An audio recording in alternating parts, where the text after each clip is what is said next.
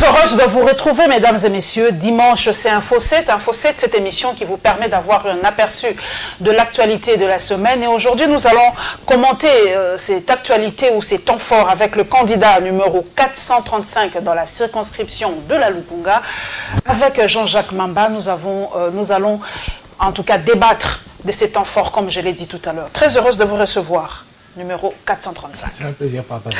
En tout cas, la toute première question, quand j'ai posté sur le net que je recevais Jean-Jacques Mamba, beaucoup d'internautes m'ont dit de vous poser cette question par rapport à votre spot. Cette spot qui a fait vraiment le buzz. Alors, comment vous est venue l'idée de faire ce spot sur nous? Vraiment, ça a été, parmi, beaucoup d'internautes l'ont dit, parmi le meilleur spot de la campagne. Bon, vous savez, c'est un scénario. Je suis moi-même surpris par le succès que ce spot a fait. Après, vraiment, je félicite cette dame et qui a transmis finalement un message. C'est une réalité, vous comprenez. Pour qu'une dame de cet âge-là accepte ce type de scénario de manière instantanée, parce que c'est une dame que j'ai connue 2 heures avant le spot, donc on s'est connus le même jour.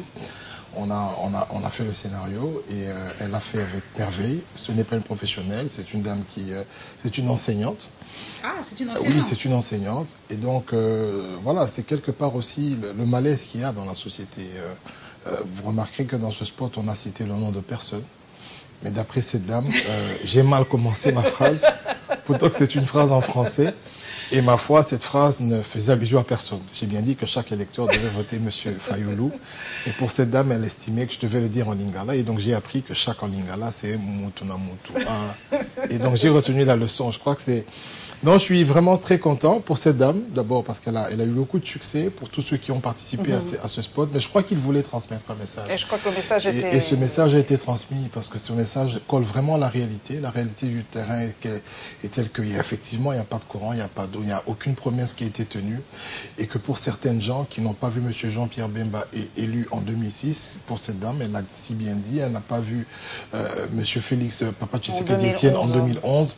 Et pour elle, elle aimerait au moins que cette fois-ci, son choix porté sur la personne de M. Fayoulou, que nous soutenons, nous, en tant que MLC, elle aimerait que ce choix-là soit respecté parce que je crois que c'est le choix de la majorité. De la majorité. Et je crois que c'est un choix qui est quand même non seulement audacieux, mais c'est un choix il mérite cette place. Le choix de la rupture, total, selon vous. Voilà. L'actualité étant très riche, mesdames et messieurs, nous prenons le tout premier volet lié évidemment à la machine à voter. Hein, comme vous le savez, beaucoup de gens, d'ailleurs sur le net et même dans la vie réelle, continuent toujours à reprocher, j'ai Jean-Jacques Mamba avec moi, reprocher à Lamouka son changement par rapport à la machine à voter. Et nous allons avoir la réaction de Denis Mukwege, prix Nobel de la paix, notre fierté nationale, qui a réagi par rapport à la probable violence, hein, d'après lui, après les élections, après la publication des résultats. Agla, s'il vous plaît, le premier condensé.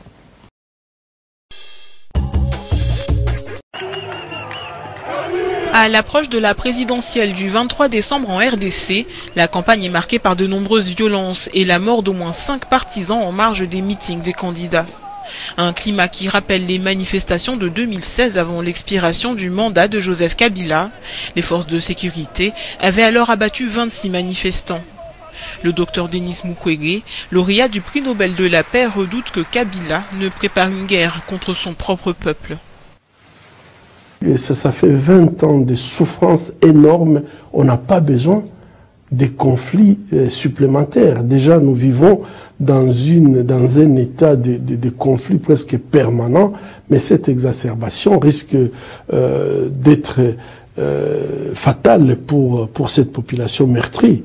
Et donc, je crois que c'est aujourd'hui qu'il faut prévenir. Il ne faut pas attendre le 24 décembre quand tous les candidats vont commencer à utiliser des moyens non pacifiques pour réclamer, pour agir. Aujourd'hui, je crois qu'il y a beaucoup de signes qui montrent très bien que les élections seront tout sauf transparentes, crédibles et surtout apaisées. Les autorités redoutent également la résurgence des conflits communautaires, notamment dans la ville de Béni, où plus de 3000 hommes ont été déployés. La principale menace demeure celle des combattants ougandais des ADF et des miliciens Maï-Maï, auteurs, selon l'armée, de l'incendie de ce dimanche contre un entrepôt de la CENI dans l'est du pays, suscitant des inquiétudes quant à la tenue du scrutin.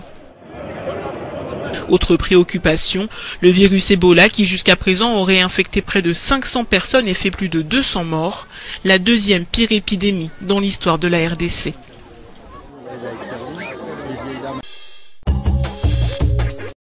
Maître Lionel Odinga salue l'utilisation de la machine à voter par la coalition Lamuka de Martin Fayulu.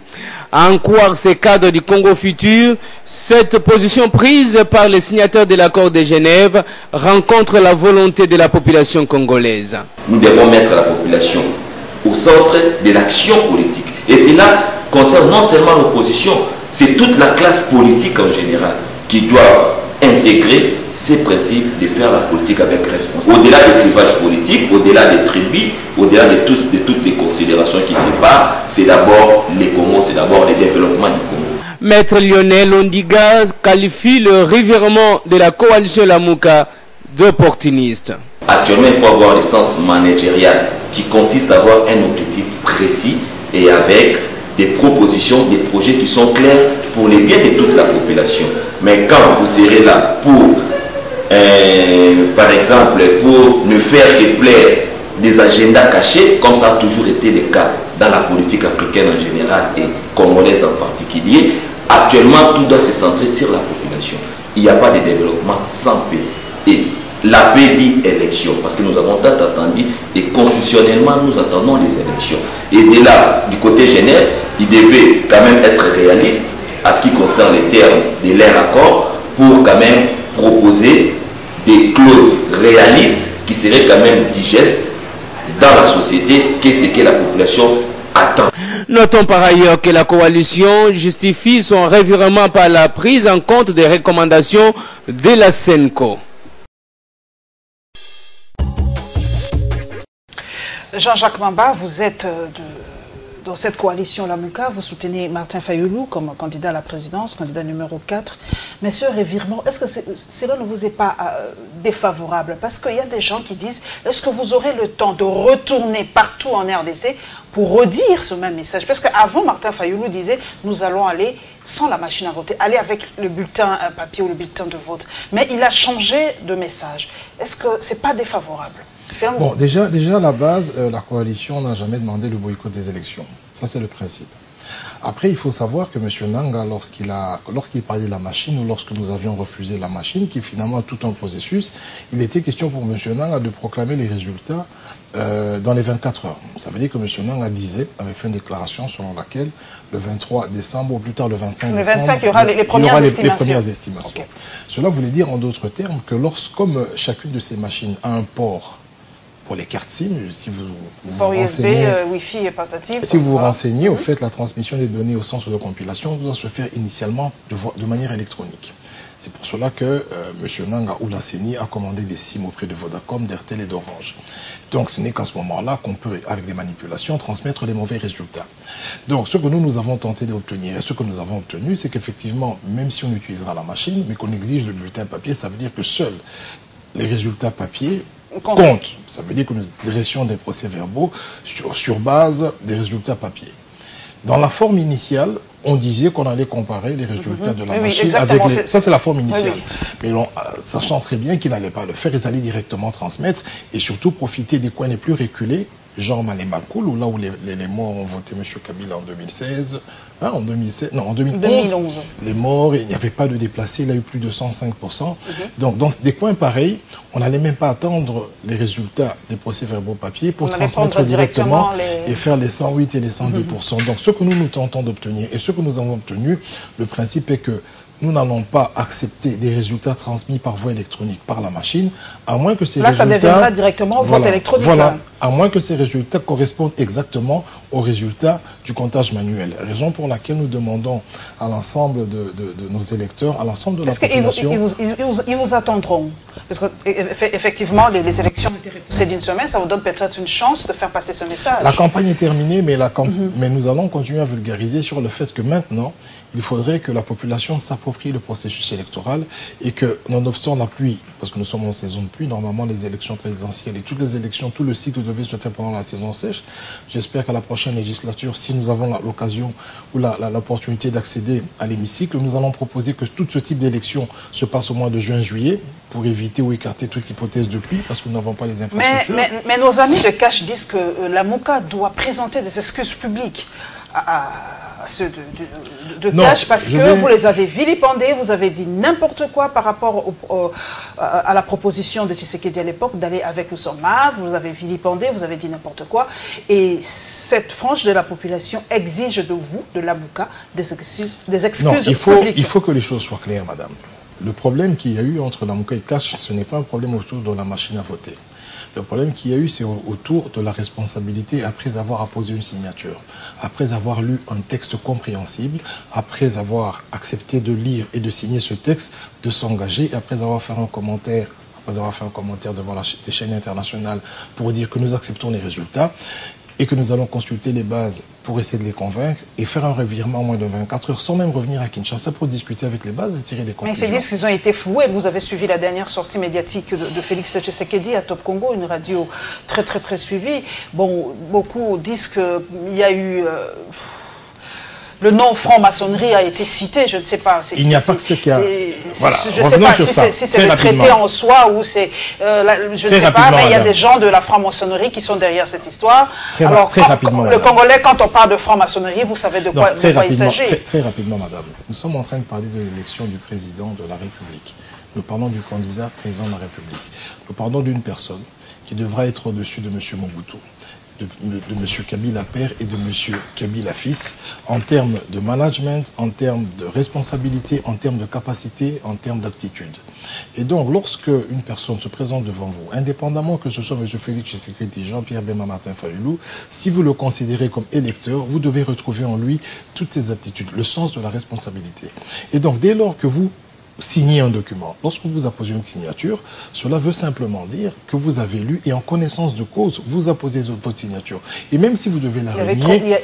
Il y avait eu trop de pression et tout ça. Non, madame, je vais vous dire quelque chose. Lorsque nous avons fait pression, je vous explique. Chacun a voté son frère, tout a été dit, tout a été expliqué. Non, vous savez, madame, une élection reste un combat, une élection reste une tactique. Une réélection, c'est un jeu de stratégie.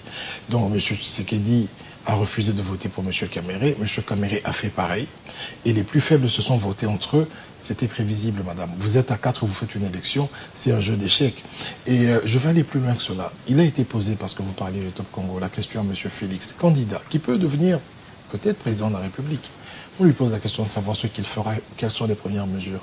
Vous parlez de la franc-maçonnerie. Il a aussi parlé de l'église Philadelphie. Mais quelle était sa réponse? Il dit, je vais fermer les cachots de la mer. Monsieur Lusakoué ne revient, bon ok, ça vous allez le faire et après, vous savez, c'est quoi qu'il dit? Il dit après, il faudra vivre avec moi pour voir ce que je vais faire, parce que moi je n'ai jamais été président de la République, d'ailleurs, dans ce pays, il n'y a que M. Kabila qui a occupé ce poste, c'est lui qui a l'expérience, on verra sur le tas. Madame, je ne veux pas d'un président comme ça. Ce pays a fait 20 ans de souffrance, 20 ans d'incapacité. Nous sommes le pays le plus pauvre du monde, avec un potentiel qui nous met au-dessus de tous les pays d'Afrique noire. Mais vous avez un candidat président de la République qui ne sait même pas ce qu'il va faire lorsqu'il sera président de la République. Donc ça, c'est un problème. Mais le poids des invalidités, parce que beaucoup disent que Fayulu est vraiment, comment dire, est sous la coupe de Jean-Pierre Bemba et de Moïse Katumbi, les deux invalidés, que Martin Fayulu ne peut prendre aucune décision sans l'aval de Jean-Pierre Bemba ni de Moïse Katumbi. Donc on ne comprend pas non plus... En politique, lorsqu'il y a une coalition, imaginons que Genève ait fonctionné. Nous n'aurions qu'un seul candidat qui serait, si vous voulez, en train de travailler en fonction des avis des autres aussi, parce que c'est une coalition. En politique, vous pouvez être populaire sans avoir des moyens. Regardez ce qui se passe, par exemple, aux États-Unis. Vous avez le lobbying des armes, par exemple, vous avez le lobbying des pétroliers. Vous pouvez avoir la popularité que vous avez, mais si vous n'avez pas les moyens qui suivent avec, et donc lorsque vous êtes lié dans des accords avec des partenaires, effectivement, les partenaires auront un mot à dire parce que les partenaires s'investissent pour vous. M. Fayulu, aujourd'hui, il n'avait qu'un seul député, mais aujourd'hui, aujourd'hui, c'est l'homme le plus populaire du Congo. Pourquoi? Parce qu'il y a eu des gens derrière lui. Oui, parce qu'il y a des gens derrière lui qui lui ont donné la logistique, qui ont demandé à leurs différentes bases, qui ont demandé à leurs différents regroupements et différentes structures. Ces personnes ont mis ces structures, si vous voulez, à la disposition de M. Fayoulou. Et aujourd'hui, M. Fayoulou est l'homme le plus populaire du Congo. Même sur le net, il casse le net. Hein. Mais voilà, donc en politique, c'est cela, madame. Donc dès lors que nous pouvons imaginer un scénario où Genève avait fonctionné et que ce serait, par exemple, M. Félix Tshisekedi qui serait... On aurait fait la même chose. Ça veut dire qu'en ce moment-là, M. Tshisekedi allait s'en référer à M. Bemba, à M. Fayoulou, à M. Matungulu avant de prendre quelconque décision. C'est le même cas avec l'UNC. Aujourd'hui, Félix Tshisekedi ne fait pas des choses sans consulter M. Kamere parce qu'il est lié avec son Premier ministre, son futur Premier ministre.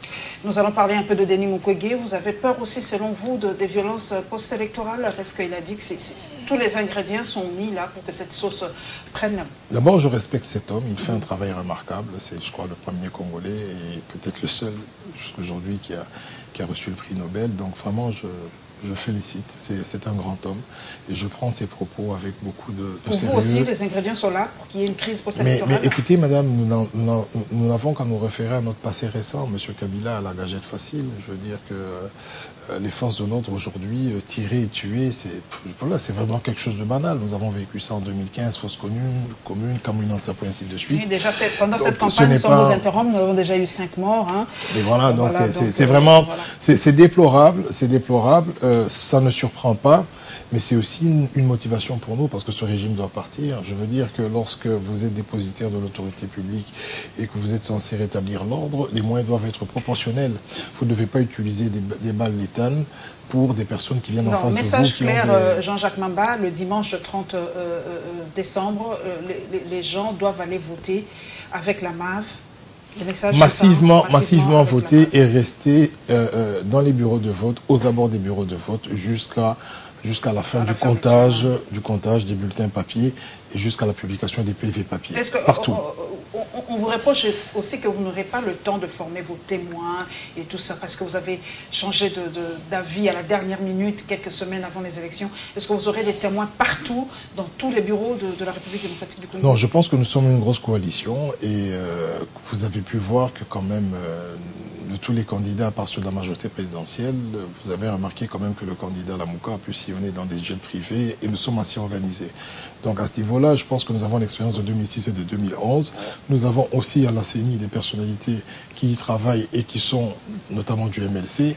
Et je pense que nos structures sont vraiment engagées à réaliser ce travail avec succès. Deuxième condensé, mesdames et messieurs, c'est la suspension du meeting de Fayoulou. Nous l'avons suivi d'ailleurs, c'est pas seulement Fayoulou, donc suspension de tous les meetings dans la ville province de Kinshasa. Question sécuritaire, l'a dit André Kimbuta, le numéro 1 de la ville. Et la CENI nous a annoncé le report des élections, c'est prévu pour ce 30 décembre. Deuxième condensé, mesdames et messieurs.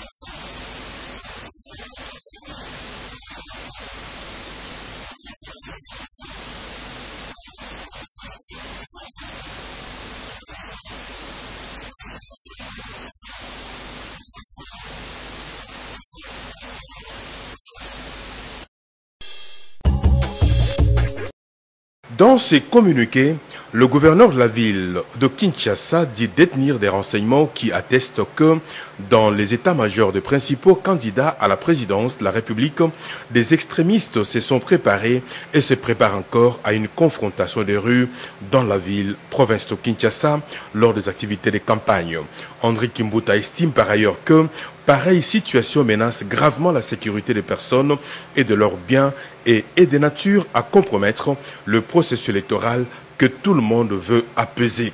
Dans ce document, le numéro 1 de la ville-province de Kinshasa invite la population quinoise et les candidats à la présidence de la République au respect de cette mesure prise dans l'intérêt de tous. Pour rappel, la campagne électorale lancée le 22 novembre dernier va se clôturer le 21 décembre, soit 2 jours avant la tenue des élections présidentielles, législatives nationales et provinciales.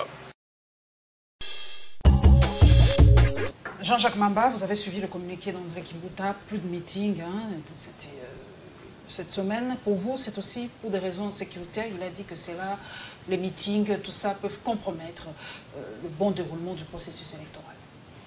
Bon, vous savez que cette ville n'est pas gouvernée. Monsieur Kimbuta, c'est un animateur culturel, je pense. Hein, ça, c'est mon point de vue. Il est bon pour l'animation. Il passe à côté de ses responsabilités.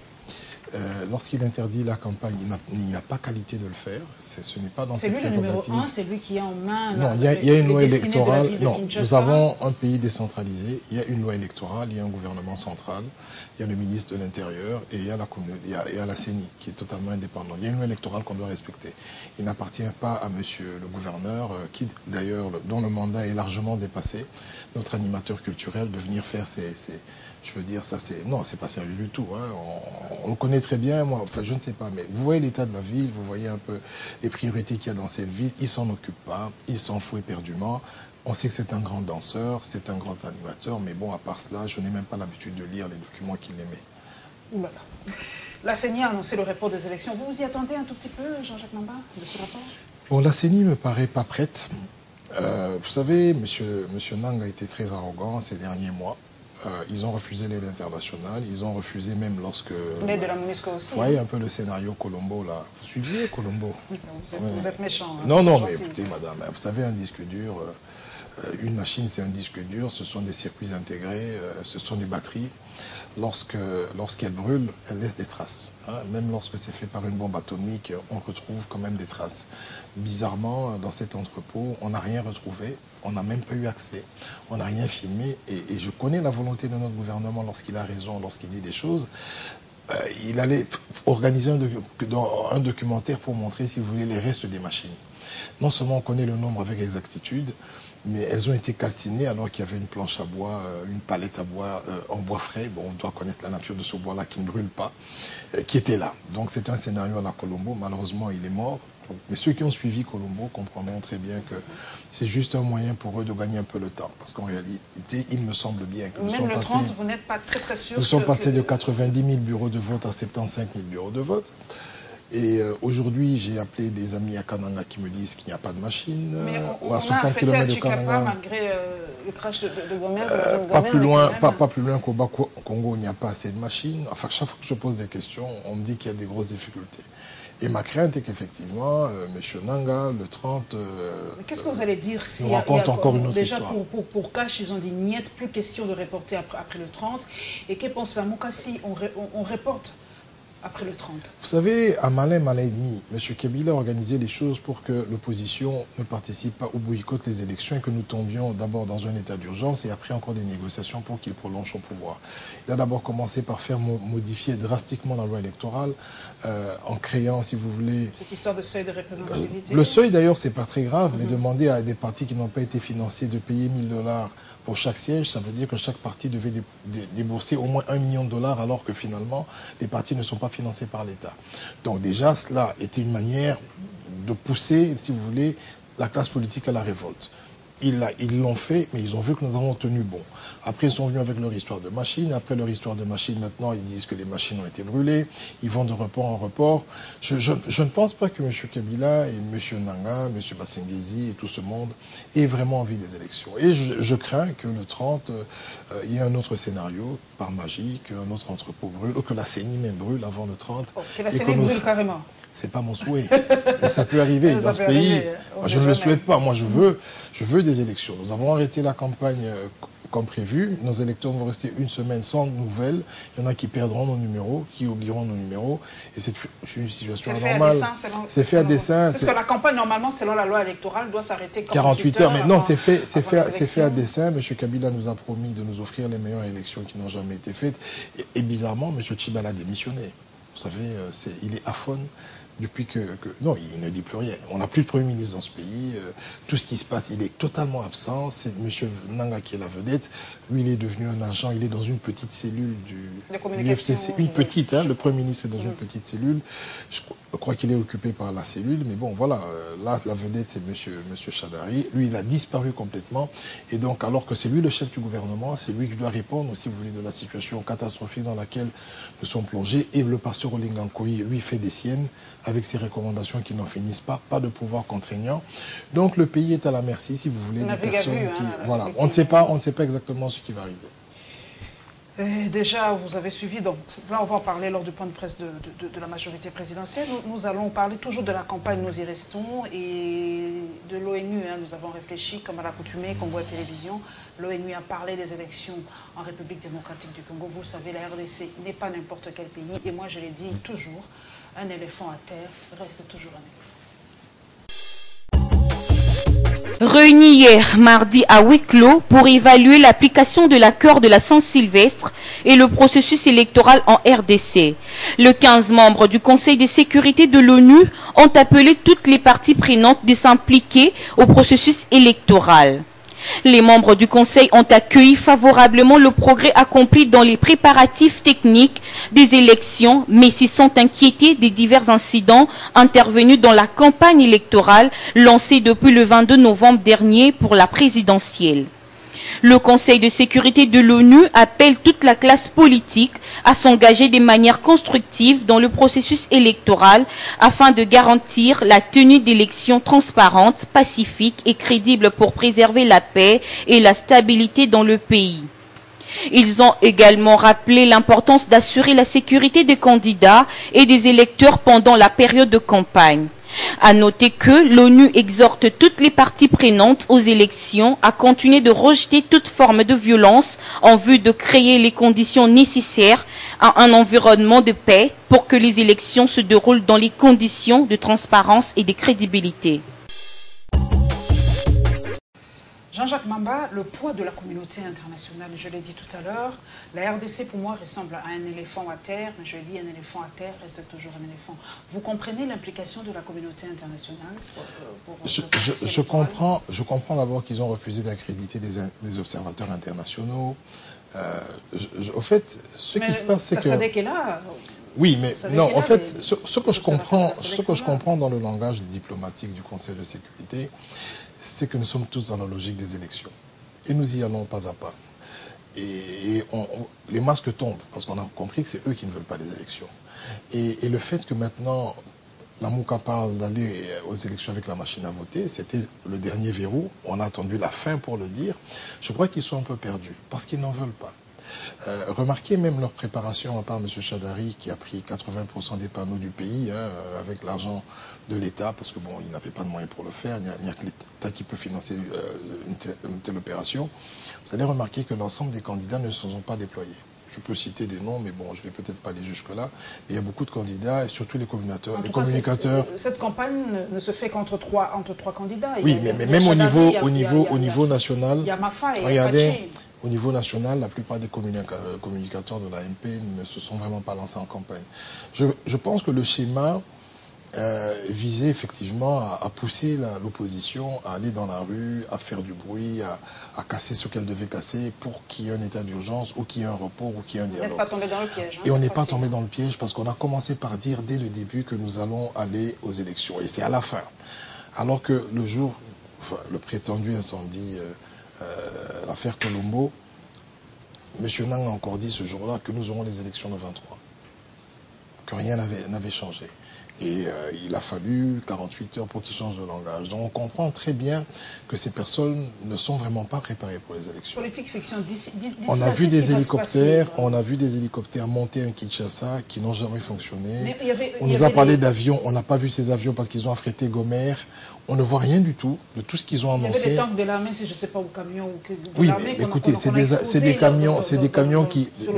vous savez, dans un pays, lorsqu'on sait qu'il y a une armée qui est généralement indisciplinée, qui n'est pas une armée républicaine, oui, qui n'est pas républicaine, qui commence à déployer les kits électoraux, ça fait peur.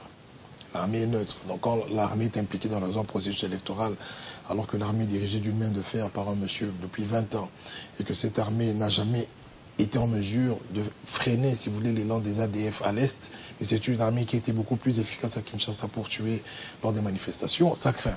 Après, comme je le dis, Kabila a réussi à nous plonger dans une forme d'incertitude. On ne sait pas où ce pays va aller. C'est lui qui tire les ficelles, c'est lui qui... Bon, déjà faire disparaître l'ONU est là, Jean-Jacques Mamba présente avec la MONUSCO. Est-ce que la MONUSCO ne peut pas offrir ses services comme il a déjà fait en 2006 et en 2011? Parce qu'on se rend compte que la CENI est dans l'incapacité de déployer l'équipe partout. L'ONU a proposé ses services et M. Nang a dit que nous avions des avions. M. Mende d'ailleurs, hein, je l'aime beaucoup, il est très très éloquent, même s'il ne dit jamais la vérité, il a un don pour ça. Et donc, il a dit que la République était à la hauteur de la tâche. Il nous l'a dit depuis une année qu'il n'y aura pas de problème, nous allons tout financer, ainsi de suite, alors qu'en réalité, il y avait déjà un grand retard dans le financement. Et aujourd'hui, on s'est prouvé à suffisance qu'il y a beaucoup de soucis, hein, même au niveau du paiement des agents. Les agents ne sont pas payés, les agents affectés à ces tâches-là ne sont pas payés. Ceux qui sont en formation ne le sont pas, ceux qui doivent être affectés ne le sont pas. Il y a des réels problèmes budgétaires au niveau de la CENI et au niveau de la logistique, c'est une catastrophe. Mais cette campagne, on a l'impression que cette campagne était très timide, même du côté des candidats. Mais ce que je vous dis, vous avez... Regardez. Je crois qu'il y a des gens qui ont fait une analyse, ils ont fait l'analyse de la majorité, que de dire qu'il n'y aura pas d'élection, la CENI n'est pas prête, la CENI n'a pas de moyens, mais on va mettre nos 100 000 $, parce qu'on sera candidat, et quand il y aura des négociations, c'est notre monnaie d'échange. Nous sommes candidats à la présidentielle, on doit participer aux négociations, et dans tous les cas de figure, on va récupérer les 100 000. Mais ils ont fait des mauvais calculs parce que la population veut les élections. Après, du côté Kabila, avec tout le bruit qui a été fait, j'ai ouï dire que les candidats n'ont reçu que 500 $ chacun. Une campagne électorale, c'est ce que vous dépensez journellement, aussi pas tous les 2 jours. Donc s'ils étaient vraiment dans une logique de gagner les élections, vous avez bien vu que les amis du centre, par exemple, qui se sont affiliés à la majorité au FCC, n'ont pas battu campagne. Vous prenez aussi plusieurs plateformes qui ont adhéré au FCC, la plupart d'entre eux n'ont pas battu, y compris les communicateurs de l'ANP qui ne se sont pas vraiment déployés pour la bonne et simple raison que les moyens n'ont pas été donnés, comme si, a priori, l'idée de faire une campagne de gagner d'aller aux élections était une fausse idée. C'était un leurre, c'était un guet-apens. À Genève, vous qui avez signé cet accord de vouloir accorder 2 ans à M. Kabila pour une transition de 2 ans, c'est selon l'accord de Genève, non? Il y a eu beaucoup de critiques. Comme tous les accords ne sont pas parfaits. D'après ce que j'ai pu lire, moi, de cet accord, les 2 ans, c'était pour revenir à l'ordre institutionnel normal. Ça veut dire qu'aujourd'hui, si nous avons des élections, par exemple, si M. Fayoulou, que nous pensons, il va gagner, il gagnera peut-être avec 30%. Ça veut dire que sur 10 Congolais, il n'y aura que 3 Congolais qui l'auront voté. Et lorsque vous avez un pays qui a 450 ethnies, ce n'est pas évident, si vous voulez, de gérer lorsque vous n'avez pas une majorité confortable. Ça veut dire 50 plus 1. M. Kabila a été élu avec 36%, qui correspond plus ou moins aux 10 millions d'électeurs fictifs qu'il y a dans le fichier électoral actuel. Ça veut dire qu'aujourd'hui, avec ces 10 millions, on peut fabriquer un président... on peut faire élire Chadari un président de la République. Donc l'accord prévoit effectivement que nous revenions à un ordre institutionnel normal, ça veut dire une élection à 2 tours, et que... Fayoulou allait céder son pouvoir, parce que c'est ça la question que les gens se posent. Fayoulou allait céder son pouvoir 2 ans après, à qui? Non, il n'a pas été question de cession. Il était question d'organisation d'élections à 2 tours dans les 2 ans. Ça veut dire d'abord revenir à l'ordre institutionnel normal, faire appliquer... Regardez ce qui se passe, madame. Nous avons un accord de la Saint-Sylvestre qui devait nous conduire vers des élections libres, crédibles et apaisées. Inclusive surtout. Ça veut dire que tous les acteurs, notamment M. Jean-Pierre Bemba, M. Moïse Katumbi, M. Franck Diongo, en tout cas tous les ennemis de Kabila devaient y participer. Les élections que nous avons aujourd'hui sont des élections made in Kabila, ça veut dire taillées sur mesure. C'est comme une fête dans laquelle il choisit qui va être à la fête, qui ne va pas être à la fête. Il exclut M. Bemba de manière cavalière, il exclut M. Mouzit de manière cavalière. Donc nous avons considéré que cette élection n'est pas celle qui reflète ou qui correspond à l'accord de la Saint-Sylvestre. Et donc l'idée, c'était de soutenir un candidat qui allait effectivement nous permettre d'organiser des vraies élections. Dans 2 ans? Mais oui, madame, dans 2 ans, c'est possible. C'est une mission qui a été assignée dans l'accord et une mission qui a été acceptée par tous. D'ailleurs, si vous remarquez dans cet accord, toutes les phrases du genre « celui qui va trahir l'opprobre », ce sont des phrases. La Mouka vient de M. Félix Tshisekedi. Toutes ces phrases-là sont des phrases de l'UNC et ce sont des phrases de l'UDPS qui avaient souscrit à cette logique d'avoir au moins 2 ans sans M. Kabila et de réorganiser l'État et des élections pour que tout le monde puisse y participer de la manière la plus digne et la plus crédible. Nous parlons maintenant de Fayoulou, le candidat numéro 4, ça descend dans le Bandundu. Vous savez que Mafa, il a été traité de menifrétin, mais ses descentes à l'intérieur au Congo profond, comme le dit si bien Stani, Stani Boujakera aussi. Merci à toi pour vraiment les informations en ligne. Et comme le dit Tchèque Boukassa, dans le Congo profond, Martin Fayoulou a déjoué tous les pronostics et lors de son retour pour son meeting à Kinshasa, qui devait se tenir à Kinshasa, vous avez vu comment il a été empêché d'entrer dans la ville de Kinshasa. Il est rentré chez lui très très tard le soir et le massacre à Maïndombe, c'est parmi en tout cas les éléments qui ont permis à la CENI de postposer les élections parce que selon lui, il y a eu massacre dans Maïndombe. De sa descente de l'aérodrome de la ville de Inongo, Martin Fayoulou était déjà attendu par une marée humaine. Le transportant en Tipoy, cette dernière l'a accompagné jusqu'au lieu du meeting. Le 23, on voter. Mais l'Iposo a présenté le Premier ministre Mouzitou. Mais l'équipe a présenté Bandeko Oyo, Tonaïna Bango dans la Mouka, mais Bango Baye Awate. Il y a l'Iposo, Robert la professeure Matungu Rumbote Mingi. Nugale, Robert là, Mwana Mboka Moïse Katumbi, Maboko. Yanni Sato, Robert là, Mwana Mboka Igwe, Jean-Pierre. Arrivé tard dans la soirée à Bandunduville, Martin Fayoulou a rassuré la foule venue l'accueillir, le commencement du changement.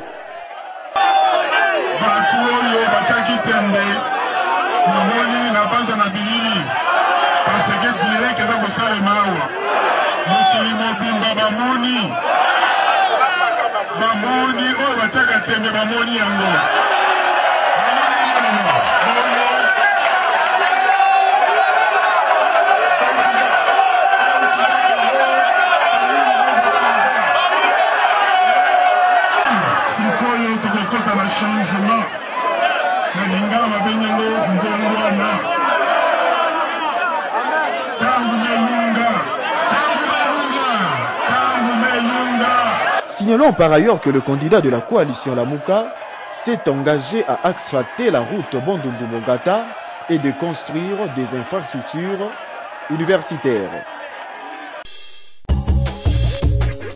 Que s'est-il réellement passé dans les villages de Yumbi, Bongende, Kolo, Kombe et Kidiki dans les territoires de Yumbi, dans la province de Maïndombe? Ce groupe d'étudiants, Banono Bobangi, tous ressortissants du territoire de Yumbi, répondent. Bikolo mibale ezali kobunda na mboka ya Yumbi, mboka ya Mansele, mboka Bongende, mboka Nkolo, batende na banunu baza kowela mabele. Batende baye na mboka banunu, baye kobundisa banunu, babomi bato plus de 250 morts et la guerre continue, la guerre est en cours. Babomi, ba mama, ba papa, ba jeune, ba saccagé, babomi, batumbi biro nyonso to ya seni na ba matériel nyonso tu ya seni ba machine nyonso tu za ipona élection ya territoire ya Yumbi ba bomi yango ba tumbi yango bazikisa yango moto ba bomi administrateur di territoire parce que alinga ki guerre te bango ba bomi ba kati ba ndamo na bambeli. Ces étudiants déplorent cet état de choses. Ils désignent les vrais auteurs de ces actes odieux. Pendant que les Congolais s'impatientent pour la concrétisation de la tenue des élections, ici, dans cette partie de la République démocratique du Congo, l'on continue à saccager cette population, mais également les étudiants de cette contrée. Les autorités compétentes pour restaurer la paix dans le territoire de Yumbi, dans la province de Maïndombe. Jean-Jacques Mamba, cette histoire de plein-là, on en a vu de toutes les couleurs. Est-ce que faire le plein garantit déjà que vous êtes élu? Bon, vous savez, il y a un problème. Il y a un problème parce qu'effectivement, c'est un indicateur d'abord qui prouve la popularité. Mais il n'y a pas que la popularité qu'on peut lire à travers les foules ou à travers les masses. Parce que lorsqu'on regarde les heures, par exemple, lorsque vous arrivez à Kinshasa à 11 h un jeudi et que la ville est paralysée, ça veut dire que vous avez autant de personnes qui n'ont pas de travail qui sont dehors. C'est-à-dire que les personnes, vous n'allez pas demander une dérogation à votre employeur parce que vous allez accueillir votre candidat. Donc lorsque vous arrivez, et généralement c'est des jeunes, parce que nous avons quand même un taux de chômage structurel de plus de 95%, la deuxième lecture qu'on fait de ces plans, c'est aussi l'oisiveté, le fait que les personnes n'ont pas d'occupation. La curiosité, mais ces personnes n'ont pas d'occupation et donc pour elles c'est une occupation, elles peuvent courir, marcher pendant des heures pour soutenir leur candidat. Maintenant, il y a un autre problème, c'est que la plupart d'entre elles aussi suivent parce qu'elles savent qu'à la fin, elles obtiendront quelque chose. France 24 l'a montré, j'ai encore des vidéos dans mon téléphone. On montre bien que, par exemple, tous les meetings du FCC, avec la photo de Chadari, les polos jaunes et tout ce que vous voulez, on donne 10 000 francs, on donne 5 000 francs. Et les gens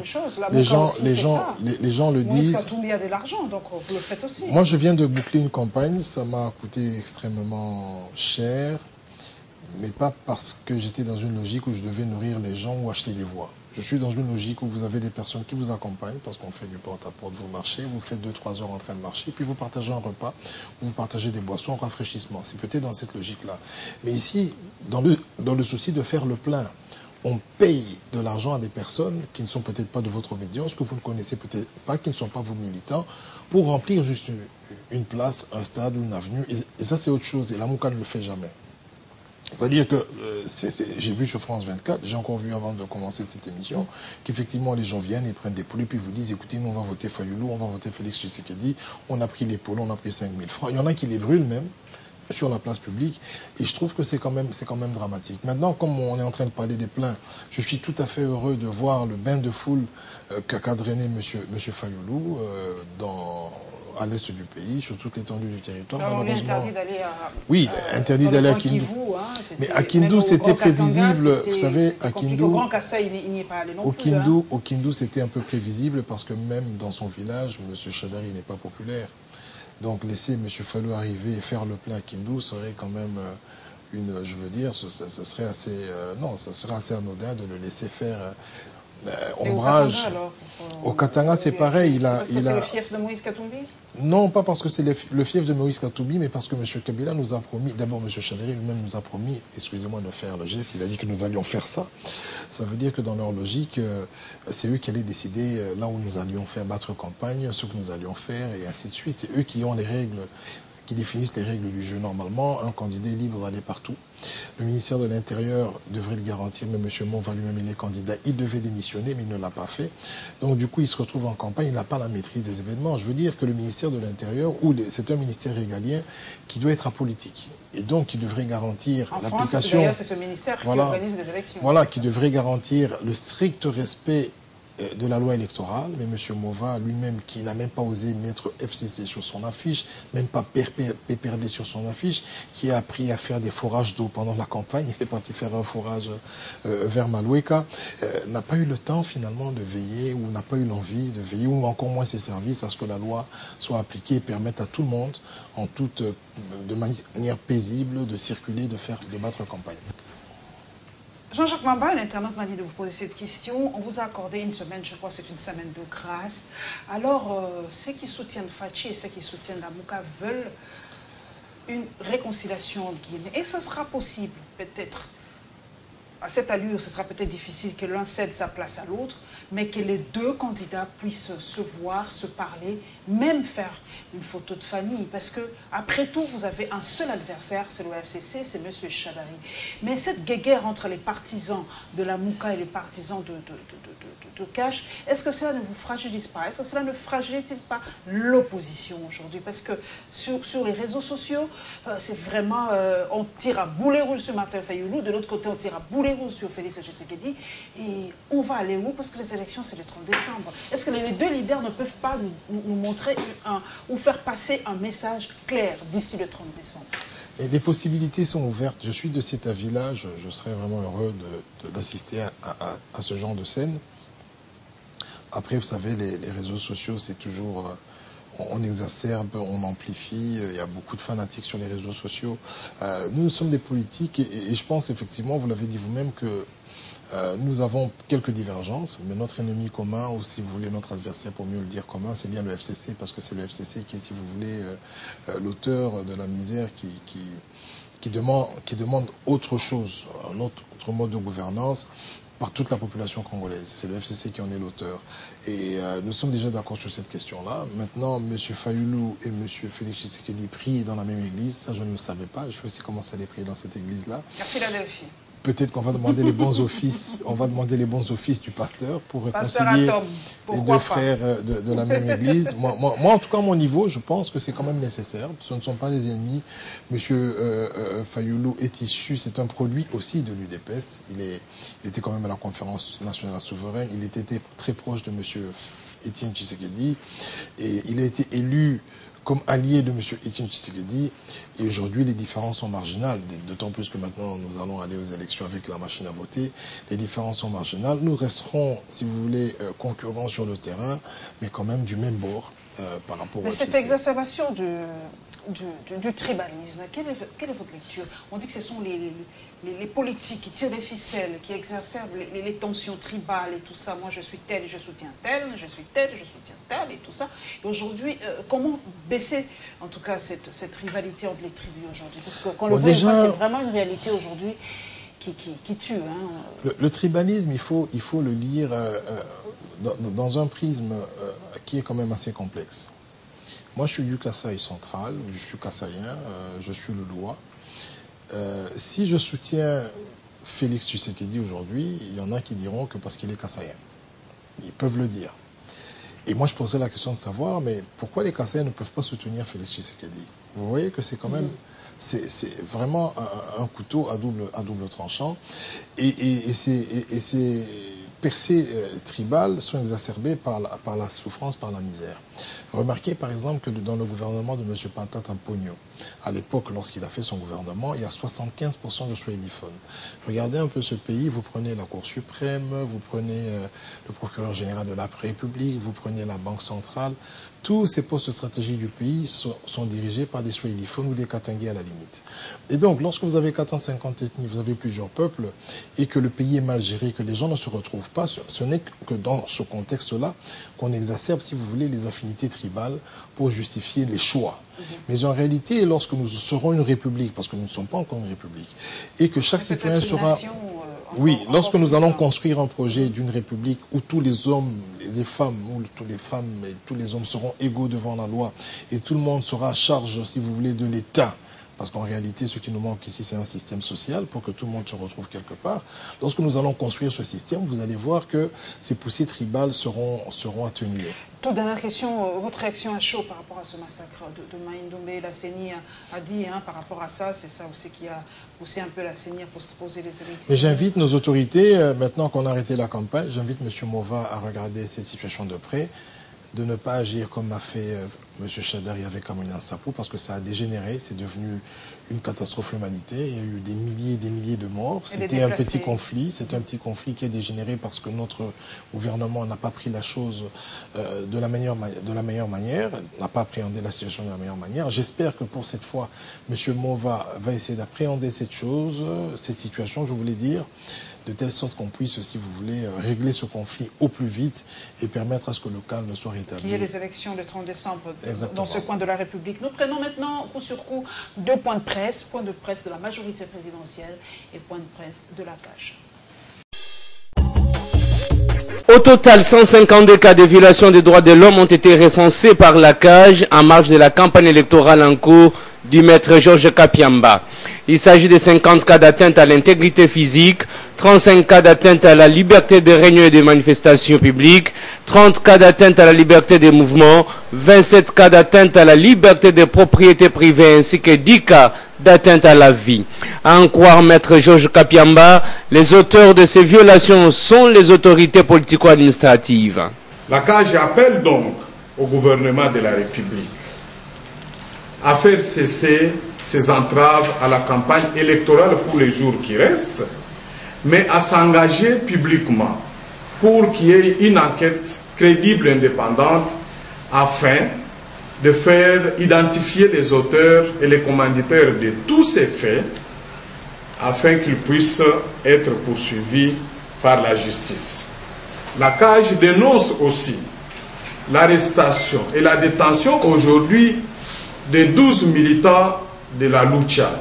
La CAJ constate qu'à 4 jours des élections, la non-publication de cette liste ainsi que le non-affichage de la cartographie des bureaux de vote ajoutent aux préoccupations déjà majeures relatives à l'utilisation illégale de la machine à voter un doute sérieux quant à la volonté réelle de la CENI à assurer l'organisation des élections du 23 décembre 2018. Par ailleurs, la CAJ appelle la CENI à publier les listes électorales définitives conformément à la loi électorale pour faciliter la transparence et la crédibilité des résultats des urnes.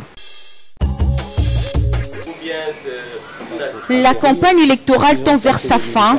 La majorité présidentielle, par le biais de son porte-parole Alain Atundu Liongo, ne s'est pas empêché de lancer un dernier appel à la coalition Lamuka de ne pas s'employer à perturber l'ordre public dans les bureaux de vote lors des scrutins du 23 décembre.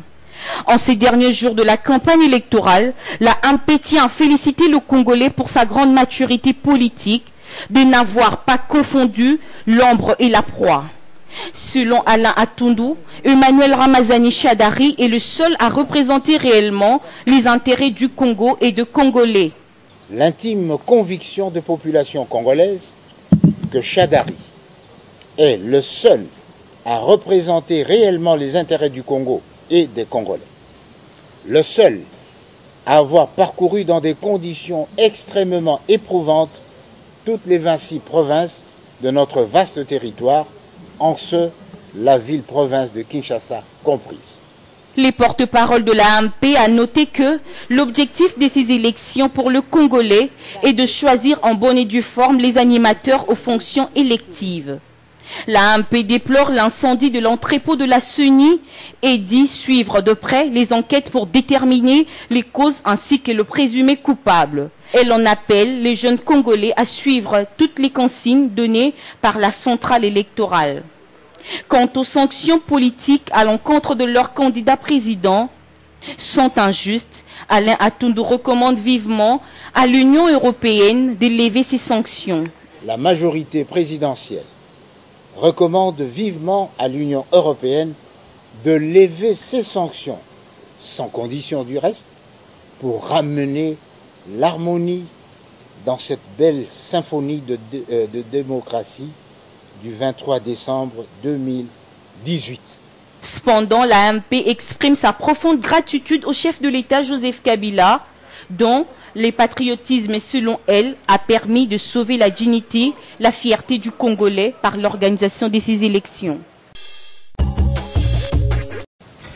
Jean-Jacques Mamba, est-ce que nous devons aujourd'hui remercier Joseph Kabila parce qu'il a fait montre de patriotisme en organisant les élections, parce que les autres présidents tout autour de lui, Congo, Rwanda, ailleurs, ont rempli pour un 3e mandat. Donc la palme d'or lui revient carrément. Oui, avec tous les morts qu'il y a eu, on peut le remercier pour les fosses communes, pour tous ceux qui sont morts au nom de la liberté, au nom du respect de la Constitution, tous ceux qui sont en prison. Merci pour cela. Donc si vous voulez le remercier pour tout cela, bon, alors disons merci. Vous avez suivi, André Alain Atundu, les sanctions de la communauté internationale qui pèsent sur leur candidat, Emmanuel Shadari.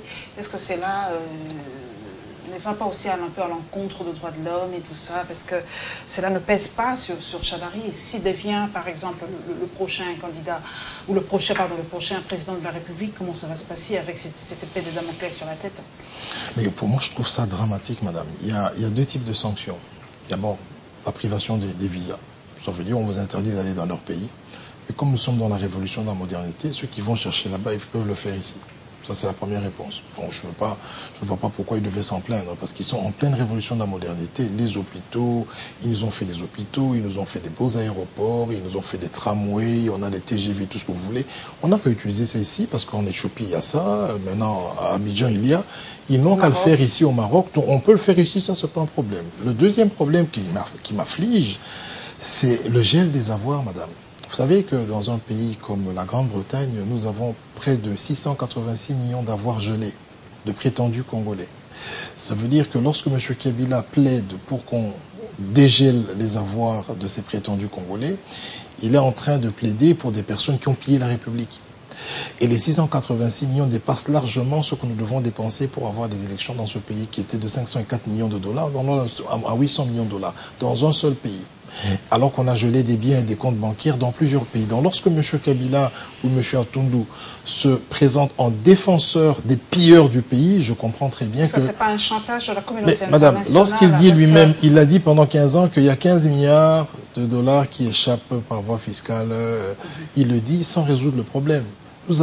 Nous vivons dans une extrême pauvreté et lui n'a pas autre rôle que de dire à la communauté internationale que pour que nous soyons en bon terme, vous devez, si vous voulez, libérer les comptes bancaires de toutes les personnes qui ont payé ce pays. Est-ce que ce n'est pas un chantage de la communauté internationale aussi? Parce que vous savez, avec ce code minier qui a été révisé, les multinationales, les grandes sanctions ne se retrouvent pas. Attendez, madame, les sanctions ont été prises. Excusez-moi, je vous pose cette question, j'ai ouï dire, parce que vous êtes dans la Mouka, que Martin Fayoulou va revoir le code minier, il a promis aux manias Mais très rapidement, les sanctions ont précédé la révision du code minier.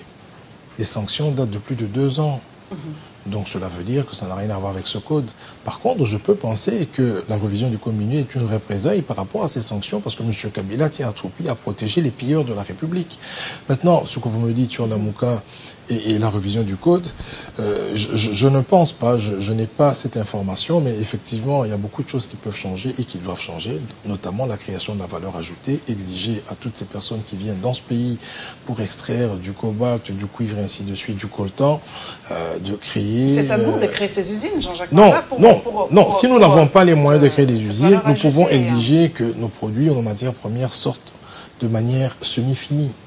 Alors en ce moment-là, ils seront obligés d'installer des usines et ça va créer des emplois. Nous pouvons l'exiger, madame, il n'y a pas de problème. Donc ça peut être visé. Aujourd'hui, il a été démontré qu'en 2012, M. Kabila s'est fait beaucoup d'argent, son régime s'est fait beaucoup d'argent en sous-évaluant certains carrés miniers achetés par des sociétés offshore et revendus par la suite par les mêmes sociétés sur la place internationale par des milliards de dollars. Je veux dire que ce pays, M. Kabila n'a pas manifestement montré qu'il aimait les Congolais, qu'il aimait son pays. Moi c'est le sentiment que j'ai lorsqu'il quittera ses fonctions. J'ai vraiment le sentiment qu'il ne s'est pas battu assez. M. Kabila aime le Congo, mais pas les Congolais, c'est ça? Selon moi, lorsqu'on vit dans un pays le plus pauvre du monde et qu'on a le passeport le plus cher du monde, il y a des questions qu'on doit se poser. La liste électorale, hein, on a suivi la CAGE qui s'est plaint que cette liste électorale jusqu'à présent n'est pas encore publiée. Alors comment ça va se passer? Ale Bolikango m'a dit de vous poser cette question. Si votre nom ne se retrouve pas dans cette liste électorale, vous êtes de la Mouka, vous avez une grande frange de la population, qu'est-ce que vous demandez à cette population de faire? Comment ça va se passer si leur nom ne se retrouve pas le décor est planté pour une contestation généralisée de ce processus électoral et des résultats qui en découleront.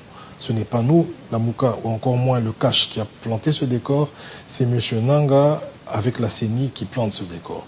La loi est claire, mais malheureusement, ils n'ont pas reçu les moyens nécessaires pour faire le travail, parce que nous avons un gouvernement qui vit avec le budget d'une compagnie de train à Abidjan. Je veux dire qu'ici, notre budget de 3-4 milliards, ça correspond plus ou moins à une compagnie de train à Abidjan ou en Afrique du Sud. Il n'y avait pas assez... C'est le montant pour Harvard. Voilà, il n'y a pas eu assez de moyens pour supporter un processus électoral dans cette forme-là, avec 3 élections couplées le même jour. Et c'est vraiment la responsabilité du gouvernement. Bon, M. Tshibala voyait clair lorsqu'il était du côté de l'UDPS, il voyait clair quand il était en prison.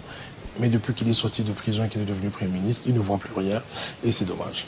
Et c'est dommage. Nous allons maintenant parler du crash de l'avion de l'Antonov. Nous restons toujours, nous sommes, même si la campagne officiellement est terminée, mais nous ne pouvons parler que des élections. Le crash de l'Antonov 26 qui ramenait des matériels, les kits vers Chikapa. Et nous allons parler de la déclaration de la CPI. Bensouda a encore parlé par rapport à la crise post-électorale ou à tous ceux qui troubleront l'ordre public en RDC.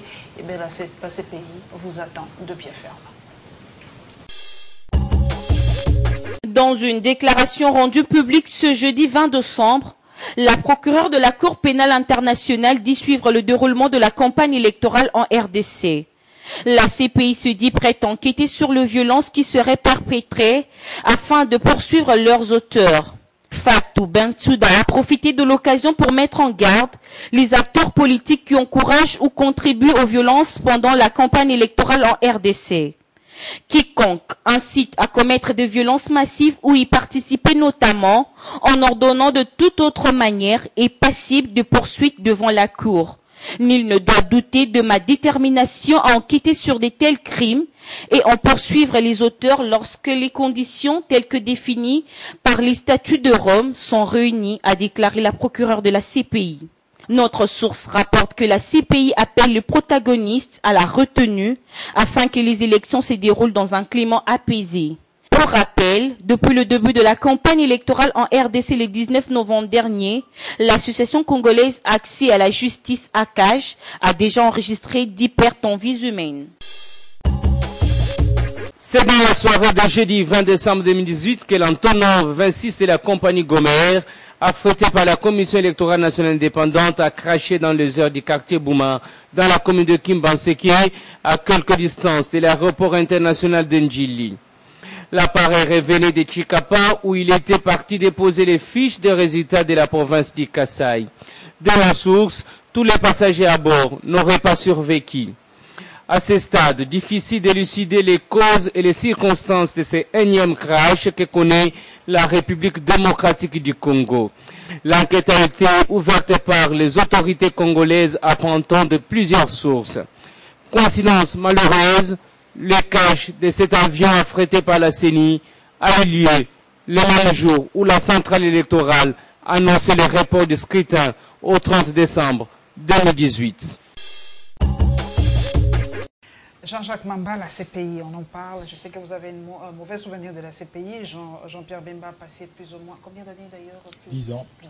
10 ans à la CPI, mais cette dame, elle est toujours ferme. Cette fois-ci, elle a dit tous ceux qui troubleront l'ordre public, la CPI les attend. Est-ce que la Mouka n'est pas dans le viseur de la CPI? Parce qu'on a ouï dire que vous avez dit à vos gens de...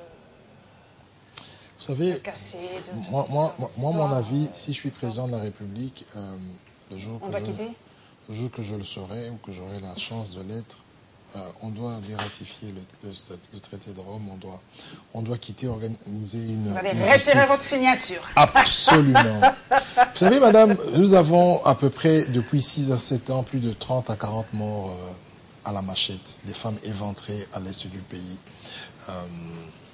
La procureure ne s'en est jamais saisie. Nous avons eu la problématique avec les fosses communes en 2015, elle s'en est jamais saisie. Dès lors que le procureur a un pouvoir discrétionnaire et qu'il a la latitude de poursuivre qui il veut, ça pose un problème. Parce que nous connaissons les Africains, il y a beaucoup de subjectivité et ce n'est pas vraiment la recherche de la vérité qui guide toujours, si vous voulez, ou qui pilote les enquêtes. Il y a souvent des règlements de comptes. Je considère par exemple que l'affaire de Gbagbo, c'est un règlement de compte. Il n'a jamais, pour moi, ça c'est mon avis, il n'a jamais commis un crime contre l'humanité. Il me semble bien que son procès est en bonne voie.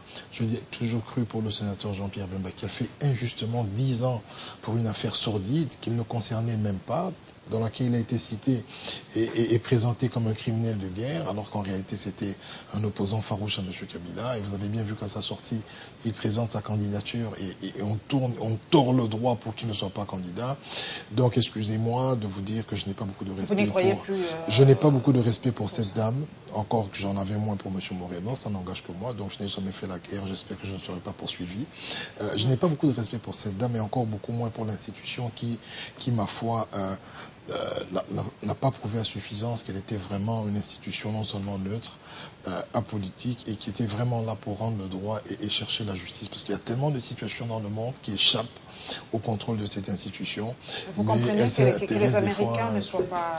La position américaine devient... Aucun citoyen américain ne peut être jugé par la situation américaine devient de plus en plus compréhensible parce qu'effectivement, lorsqu'on suit même la vie privée de ces différentes personnalités, nommées procureurs, vous suivez M. Moreno qui est impliqué dans un scandale financier et mafieux, Mme Bensouda et son mari aussi. Donc au niveau de la probité, ça pose problème lorsque des personnes elles-mêmes impliquées dans des affaires sordides se mettent à se transformer en justiciers et de la manière la plus cavalière avec souvent des informations erronées. Donc c'est quand même triste. C'est quand même triste. Crash de l'avion Antonov, 20e crash en République démocratique du Congo. Pour vous, en tout cas, on doit revoir. Qu'est-ce qui se passe avec les avions qui sillonnent l'espace? C'est vrai que c'est un accident, ça peut arriver, ça arrive partout. Mais chez nous, la cadence est... Madame, quand vous même savez, ahurissant. je suis de l'aviation, enfin en tout cas j'ai eu l'expérience, j'ai eu la chance de faire 3 ans à la tête d'une compagnie aérienne ici à Kinshasa comme directeur général. Et je peux vous assurer qu'en dehors d'Ethiopian Airlines et Kenya Airways, qui sont des sociétés que je respecte par rapport au sérieux, à l'entretien des appareils, au renouvellement de la flotte, même Congo Airways, lorsqu'ils disent qu'ils vont se lancer vers l'Est ou l'Afrique du Sud, je ne monterai jamais dans ce type d'avion. D'abord, ce sont des avions délaissés qui avaient déjà dépassé largement les heures de vol et qui ne sont pas bien entretenus. Et on n'est pas à l'abri parce qu'en réalité, au niveau de l'aviation civile, au niveau de la RVA, de l'aviation civile, tout n'est pas mis en œuvre pour respecter les normes de l'aviation. Et donc, on ne sera jamais à l'abri de tels accidents dès lors que nous n'avons pas de piste. Vous savez que nous n'avons pas un aéroport international dans ce pays. Et Njili, alors?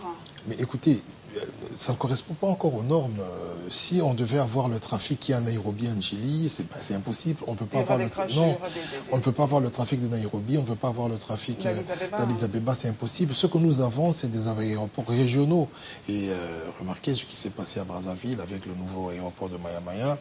Avec beaucoup moins d'argent, ils ont fait un gros aéroport. Mais nous payons, comment on appelle ça? Il y a même une taxe Kimbuta. Mais qu'est-ce qu'on fait avec? Monsieur Kimbuta, c'est un animateur culturel, c'est pour la culture. Il sait danser, il sait faire le show. Nous payons pour la culture. Non, ça ne sert à rien du tout. La seule chose qu'on a modifiée correctement à l'aéroport, c'est l'entrée de M. Kabila, qui est une entrée officielle. Mais le reste, ça reste un aéroport modulaire. Et vous allez bien comprendre que pour moi, c'est un aérogare. Donc, c'est vraiment pas un aéroport... non. De standard international, non.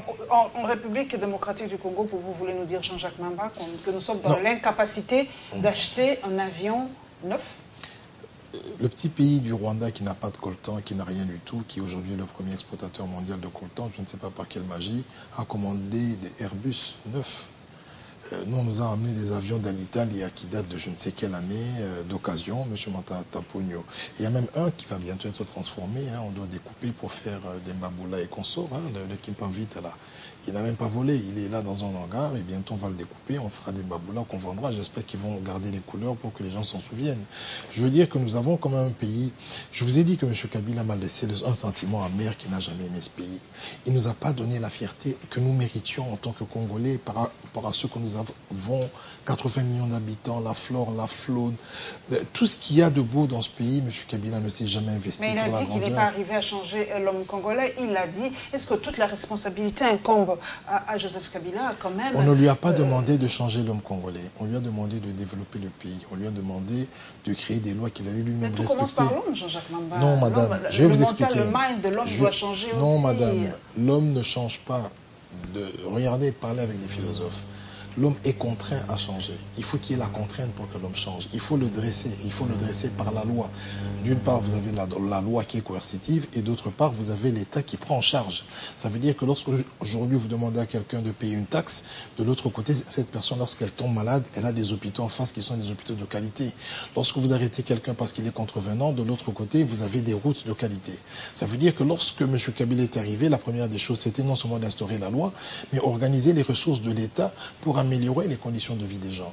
Les conditions de vie des gens, c'est aussi l'emploi. Lorsque vous avez 95% de taux de chômage et que les sociétés fuient, comme par exemple Asson et Frères qui a fait 30 ans à Kinshasa, qui décide de partir, mais c'est quand même un drame parce qu'elle part avec autant d'emplois.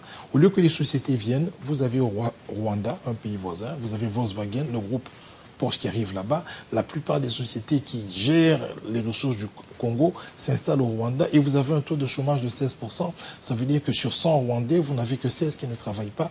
Et lorsque vous traversez le Congo, qui est générateur des fameuses ressources qui donne du travail au Rwanda, vous avez, sur 100 Congolais, vous n'avez que 5 qui travaillent, madame. Donc moi, je dis, et je répète, si M. Kabila se vante avec ses amis d'avoir organisé 2 fois les élections, d'avoir réunifié un pays, il ne doit pas oublier que Mobutu avait chassé, et il a été chassé alors qu'il a réunifié le Zaïre. Mobutu avait dit à Thabo Mboko, il y avait des sécessions par-ci, par-là, mais il a été chassé. Pourquoi il avait été chassé? Parce qu'il n'a pas réussi, si vous voulez, à recoller le tissu social, à amener les Congolais ou les Hérois de l'époque sur le chemin de développement. Et les gens l'ont haï. Et donc je pense que M. Kabila me laisse ce sentiment de ne pas avoir aimé ce pays, de ne pas avoir fait assez pour que nous méritions, ou pour que nous ayons en réalité ce que nous méritons. Et Martin Fayoulou va le faire. Est-ce que Martin Fayoulou, vous dites que vous devez soutenir, on doit voter ces candidats, soutenir, c'est peu, le voter carrément. Pour vous, Martin Fayoulou va changer la donne, vous en êtes sûr? Je l'espère bien. Vous savez, je ne suis pas un fanatique, mais je pense que j'ai parlé avec l'homme, j'ai lu son programme, j'ai vu son parcours, et je pense qu'il peut mieux faire que Kabila, ça c'est certain. Après, il y aura toujours mieux dans la vie. Après lui, il y aura encore des gens. Après nous, il y aura encore des gens. Mais je pense que mieux que Kabila, c'est vraiment accessible. Nous allons terminer, en tout cas, il nous reste encore, si je regarde bien ma montre, encore 8 minutes, donc nous allons retourner dans la campagne. Jean-Jacques Mamba, vous avez vous avez parlé de la culture et vous avez l'air un peu, comment je vais dire,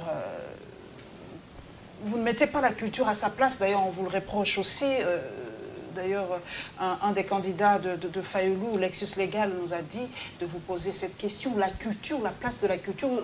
J'ai l'impression que vous minimisez la culture, et pourtant la culture, c'est la base d'une société. Quand on parle de la culture française, vous voyez, la cuisine, l'habillement et tout ça, quand on parle de la culture américaine, quand on parle de la culture australienne et tout ça, mais nous avons l'impression de minimiser la culture. Non, il faudrait, des propos tellement, je me permets de le dire, désobligeants par rapport à la culture. Non, vous savez, dernièrement, la dernière fois que j'étais avec un artiste musicien, c'est M. Kofi Olomide. J'ai joué au Scrabble avec lui, chez lui à la maison. Je suis un grand fan de la musique. Je suis un grand fan de ce qui est culturel, de tout ce qui est lié à la culture. J'aime les arts plastiques, j'aime la peinture, ainsi de suite. Ce que j'essaie de dire, c'est qu'un pays ne se développe que lorsqu'il y a des spécialités. Malheureusement, il y a une cloison assez étanche qui s'est formée dans ce pays, qui fait qu'il n'y a que la politique, si vous voulez.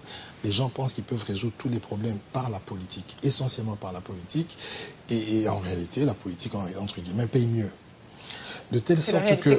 Ça, c'est la réalité congolaise. Lorsque vous prenez un artiste américain, madame, il n'a rien à envoyer à un député.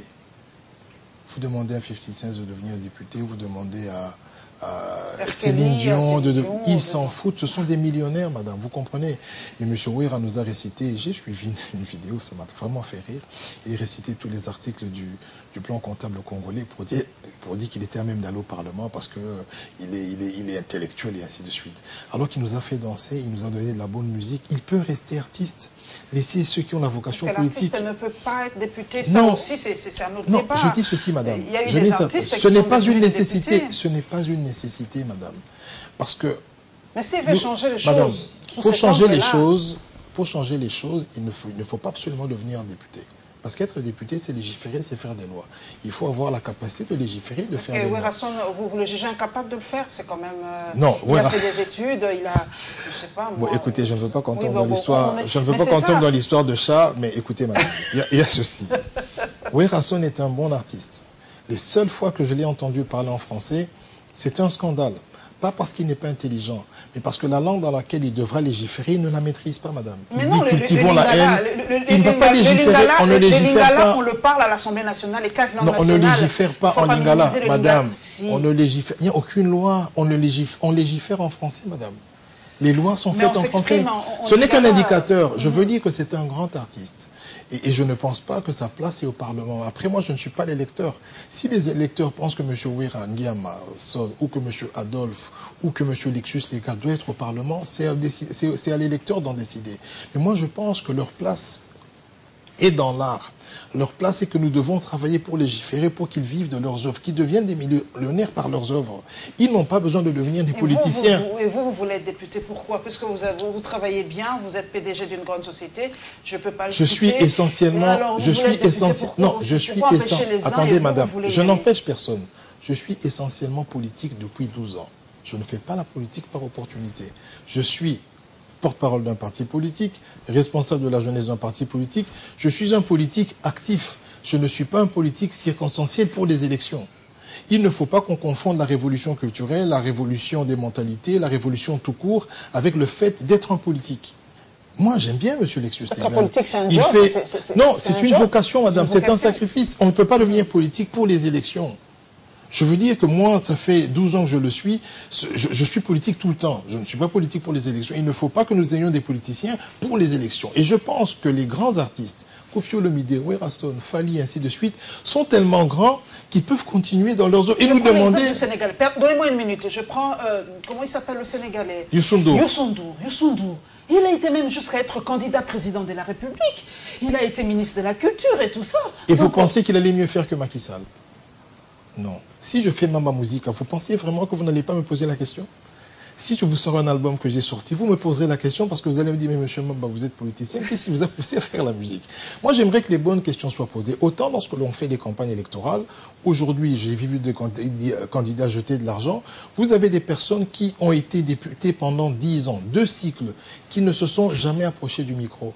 Mais au lieu de faire des ONG pour aider les gens, ces personnes attendent la campagne électorale pour offrir des pagnes, pour offrir des ceci et des cela, alors que le travail pour lequel elles sont payées, c'est légiférer.